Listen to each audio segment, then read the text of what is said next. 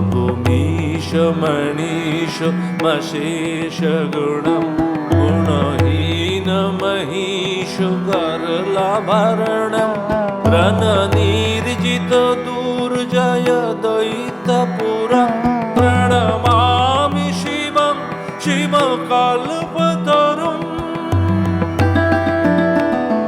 गिरिराजसुतान्वितवामतनु तनुनिन्दितराजित कोटिविधुं विधिविष्णुशिवस्तुतपादयुगं प्रणमामि शिवं शिवकल्पतरुम्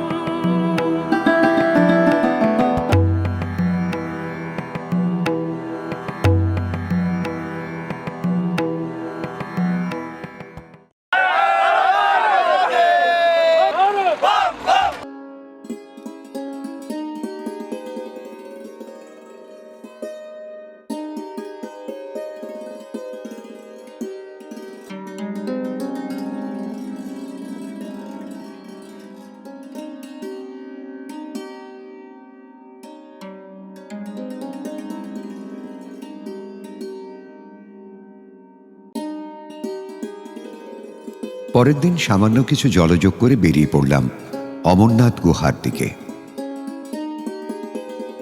দূরত্ব 6 কিলোমিটার।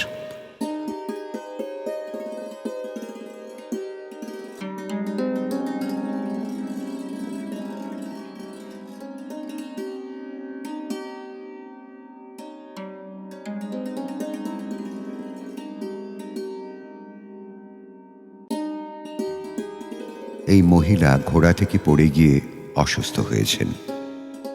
ভোলেনাথ পার করেন।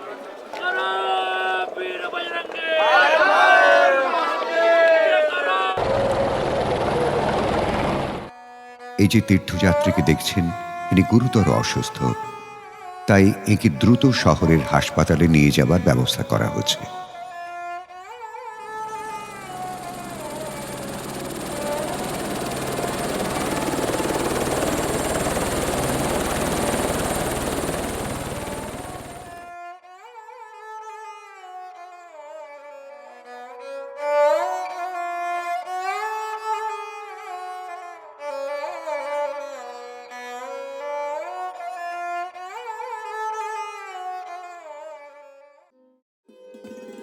আমরা এগিয়ে চলেছি নানা সৌন্দর্যকে সঙ্গে নিয়ে, নানা ঘটনাকে সাক্ষী করে।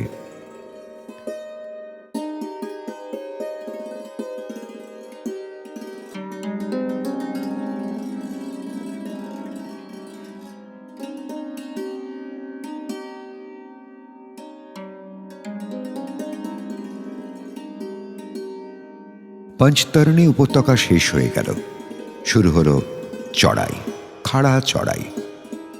আবার 1 মাইলে প্রায় 1000 ফুট উপরে উঠতে হবে।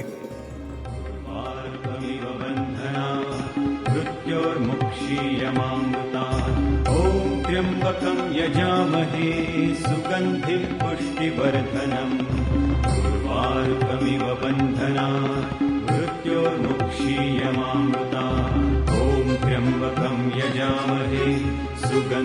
पुष्टिवर्धनम् उर्वारुकमिव बन्धनात् मृत्योर्मुक्षीयमामृतात् ॐ त्र्यम्बकं यजामहे सुगन्धिं पुष्टिवर्धनम् उर्वारुकमिव बन्धनात् मृत्योर्मुक्षीयमामृतात्।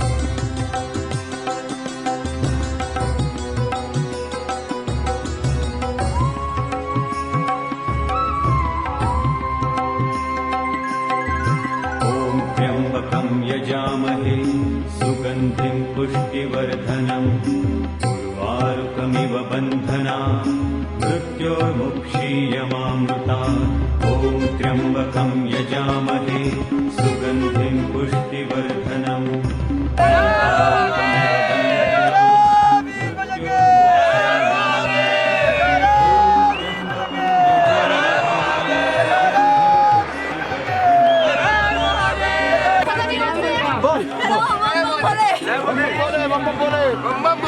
बम बोले हमारी तरफ भी जाओ बम बोले क्या बोले जी क्या बोले बम बोले सुनते क्या बोले बाबा का नाम ले चलो साहब चलो चलो क्या बोले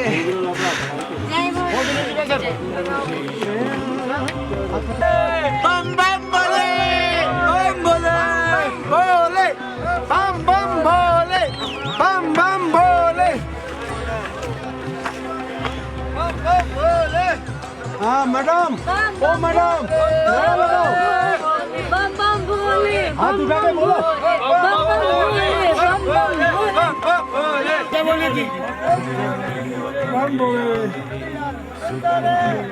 क्या बोले कि साहब क्या बोले कि चलो साहब चलो बोले क्या बोले कि बाबा चलो चलो बोले अरे चलो साहब चलो चलो साहब चलो चलो चलो बोले कि नाम बाबा का बोले शरण में चलते चलो साहब चलो बोले ना পঞ্চতরণী থেকে রওনা দেওয়ার ঠিক 2 ঘন্টা পরে ভৈরব ঘাটের চড়াই শেষ হল। উচ্চতা 13,500 ফুট।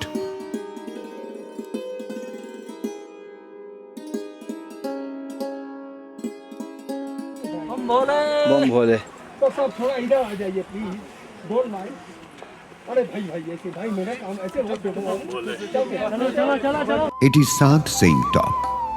এখানে অনেকে বিশ্রাম নিচ্ছে। জায়গাটা ভারী সুন্দর। প্রায় পর্বত শিখরে একটি গিরিখাত, দুপাশে পাহাড়ের প্রাচীর, মাথার উপরে মেঘ মুক্ত নীল আকাশ।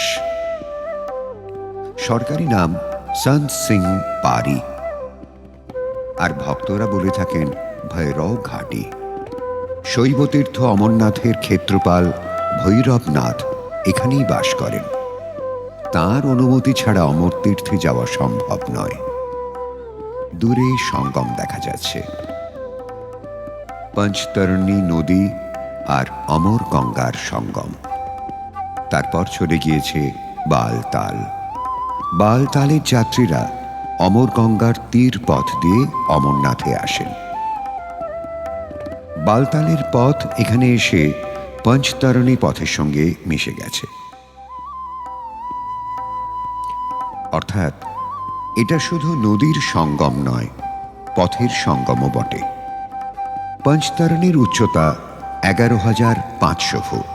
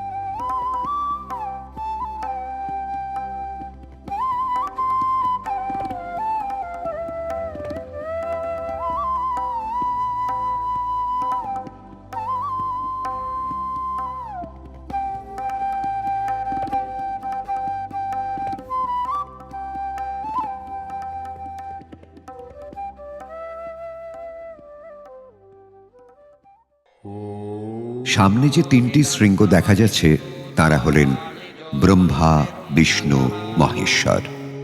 নাদ সাধনার ফলে ব্রহ্মা, বিষ্ণু ও মহেশ্বর নাদাত্মক ও সকলের আরাধ্য হয়ে উঠেছেন।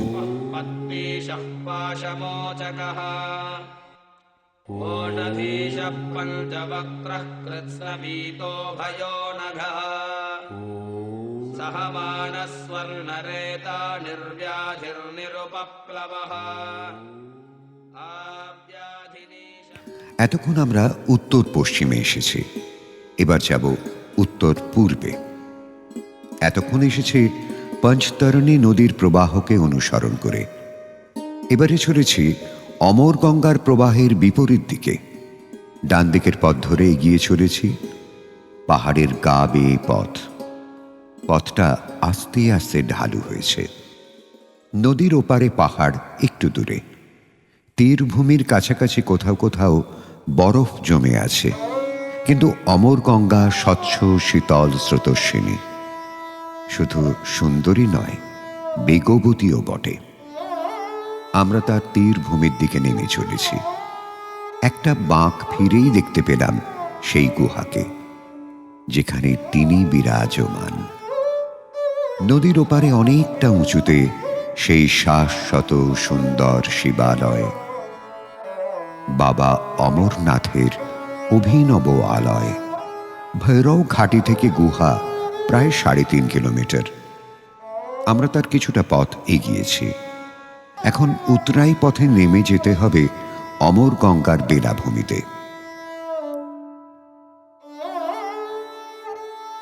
পুল পেরিয়ে ওপারে এলাম। চড়াই উতরাই পেরিয়ে যেতে হবে অমর তীর্থে। জয় বাবা অমরনাথ বলে সামনের যাত্রীদল জয়ধ্বনি দিল। আমরাও সাড়া দিলাম, জয় অমরনাথ। 29 মাইল পেরিয়ে এসেছি, আর মাত্র 1 মাইল। দূর যে আর সইছে না। অমরতীর্থ কোনো বিশেষ ধর্মের খাস মহল নয়। সর্বধর্মের এখানে সমান অধিকার। বাঁয়ে পাহাড়, ডাইনে অমর গঙ্গা, সামনে অমর তীর্থ। প্রান্তরটা খুব বড় নয়। এটাই অমরনাথের শিবির ক্ষেত্র, অর্থাৎ ক্যাম্পিং গ্রাউন্ড। প্রান্তরের প্রান্তে পাহাড়ের গায়ে অমর তীর্থ। শত শত মানুষ সারি বেঁধে সেখানে চলেছেন। তাড়াতাড়ি চলার উপায় নেই। প্রান্তরে মেলা বসেছে, মানুষ আর ঘোড়ার মেলা। অশ্বারোহীদের নামতে হচ্ছে এখানে। কেউ স্নান করছে, কেউ স্নান করতে যাচ্ছে, কেউ দর্শন করতে যাচ্ছে, কেউ বা আবার দর্শন করে ফিরছে, কেউ চা কিংবা খাবার খাচ্ছে। বেশ কিছু দোকানপাটও বসেছে। বলা বাহুল্য, এখানকার দোকানদার, ঘোড়া, পিট্টু, মালবাহক এসবের বেশিরভাগই মুসলিম সম্প্রদায় থেকে এসেছে। অর্থাৎ একটা সর্বধর্মের সমন্বয়ের ক্ষেত্র হয়ে উঠেছে এই অমর তীর্থ অমরনাথ। বহু দর্শনার্থী জলের বোতলে বা জারে অমরনাথের পুণ্য বাড়ি সংগ্রহ করে নিচ্ছে।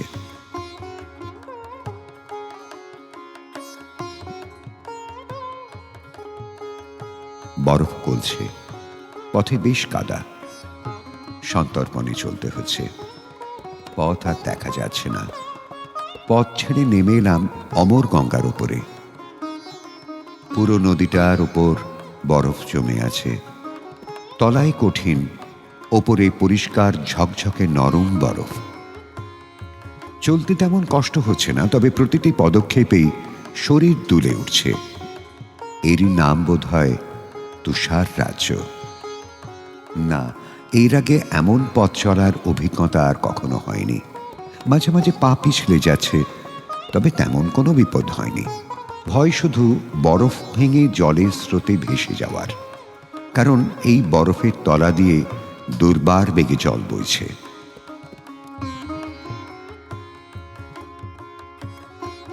গুহার সামনে এসে গেছে। নদী ছেড়ে বাঁদিকে উঠতে লাগলাম। একটু চড়াই। সেনাবাহিনীর জওয়ানরা যাত্রীদের সঙ্গে সারাক্ষণ সহযোগিতার হাত বাড়িয়ে দিচ্ছেন। বরফ কেটে কেটে পথ তৈরি হচ্ছে। এখন আমরা ঠিক অমরনাথ গুহার মাঝামাঝি। এখান থেকে কিছু খণ্ড খণ্ড চিত্র আপনাদের সামনে তুলে ধরি।